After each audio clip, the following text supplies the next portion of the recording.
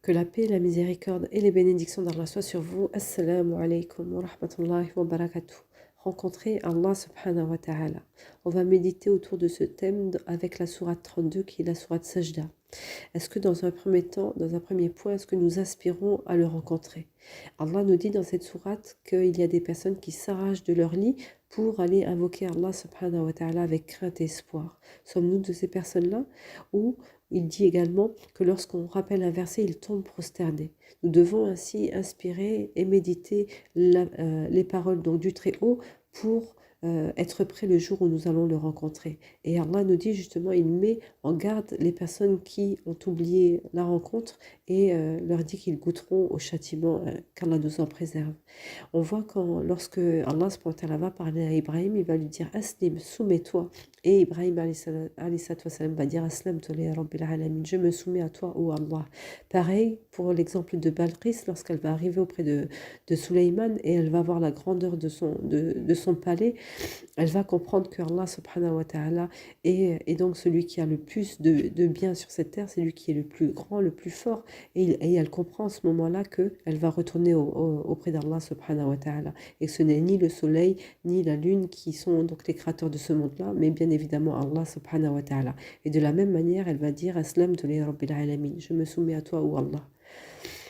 Dans notre vie, nous devons lutter contre notre nafs, contre Shaitan, contre tout ce qui peut nous mettre un obstacle pour aller vers la rencontre d'Allah subhanahu wa ta'ala. Et on doit lutter, Inch'Allah. On doit essayer chaque jour de faire un petit bilan journalier, ou si on ne fait pas journalier, au moins mensuel ou annuel, mais vraiment réfléchir à qu'est-ce qu'on a préparé pour aller à la rencontre d'Allah subhanahu wa ta'ala. Nous avions le compagnon Thabit ibn Qais radiallahu anhu qui, lorsqu'il lisait le Coran, lorsque Allah parlait des personnes arrogants ou fanfareux, il a cru que c'était lui. Et un jour, on dit qu'il n'avait pas été, le prophète ne le trouvait pas à la mosquée, il va se rendre auprès de lui et il va lui dire, Allah, il parle de moi en ayant cité cette phrase-là. Et le prophète va le rassurer en lui disant que non, il est une personne du paradis et qu'il mourra en martyr. Une autre fois, de la même manière, quelques jours, il ne le voit pas et le prophète va se rendre chez lui. Et lorsqu'il avait entendu un verset qui parlait donc de la voix qui était plus élevée que celle du prophète, il avait peur que ce soit sa voix à lui et il avait peur que toutes ses œuvres soient annulées. Il faisait ce travail d'introspection, de rétrospection dans le passé pour essayer de voir est-ce qu'il avait fait quelque chose de pas bien. Et donc c'est pour ça qu'on doit faire attention, on doit essayer de dire est-ce qu'on a fait déjà du mal à autrui ou est-ce on a fait quelque chose est-ce qu'on n'a pas fait assez d'œuvres pour plaire à Allah subhanahu wa ta'ala. Et toute cette aspiration-là, c'est ce qu'on appelle le sixième sens, subhanallah, le réveil spirituel, donc l'iman, le fait de croire. Et comme on a vu tout à l'heure, Allah il nous disait il n'y a que deux chemins, celui qui sait qu'il y aura la rencontre vers Allah subhanahu wa ta'ala et celui qui l'oublie, celui qui la nie également. Donc dans un deuxième point, on verra justement la rencontre avec Allah subhanahu wa ta'ala dans la dunya. On peut être le plus proche d'Allah subhanahu wa ta'ala également dans cette dunya. On a un hadith aussi, donc un hadith révélé de notre prophète Mohammed alayhi sallam, mais avec donc une parole d'Allah subhanahu wa ta'ala qui dit justement ô Ibn Adam, le jour du jugement, il va dire ô fils d'Adam, pourquoi j'étais malade et tu ne m'as pas visité? Et le serviteur va lui dire, mais comment pouvais-je te visiter alors que tu es le Seigneur de l'univers? Et il va dire donc, un de mes serviteurs était malade et tu ne lui as pas rendu visite.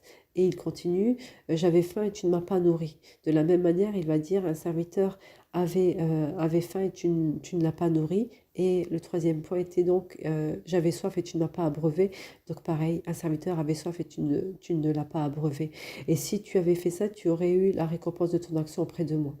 Donc on voit que, en faisant ces actions, donc vraiment qui sont très importantes, ces trois choses-là, donc de rendre visite aux malades, de donner de la nourriture aux pauvres et de l'eau, sont des choses qui sont très importantes et qui nous rapprochent d'Allah subhanahu wa ta'ala.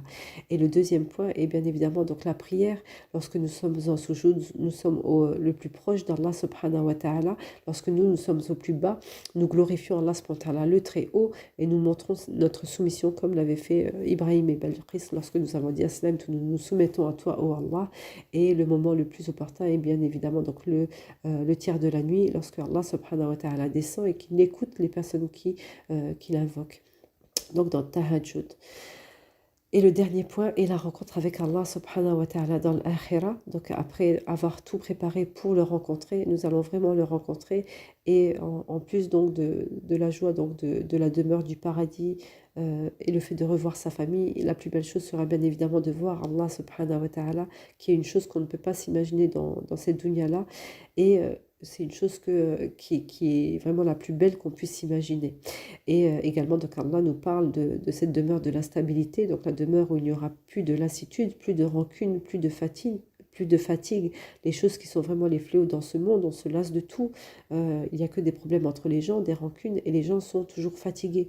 On voit que Allah nous cite vraiment les trois choses qui sont donc d'actualité de tout temps, et Allah nous promet cette demeure de la stabilité où on voit ici que rien n'est stable, tout change très très vite.